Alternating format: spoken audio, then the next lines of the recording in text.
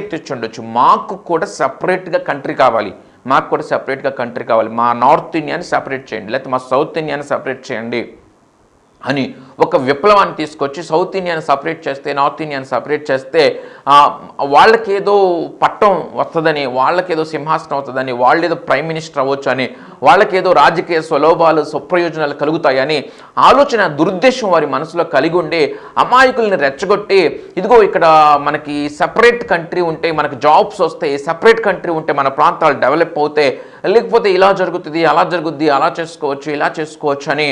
రెచ్చగొట్టే దానిలో దురుద్దేశాలు కూడా ఉండొచ్చు అని అర్థం చేసుకోవాలి. స్వార్థపూరితమైన ఆలోచనలు కూడా ఉండొచ్చు అని అర్థం చేసుకోవాలి. స్వార్థపూరితమైన ఆలోచనలు, దురుద్దేశాలు ఏంటి అంటే వాళ్ళ స్వలాభం, వాళ్ళ ప్రయోజనం, సొంత ప్రయోజనం, వారి స్వార్థపూరితమైన ఆలోచన,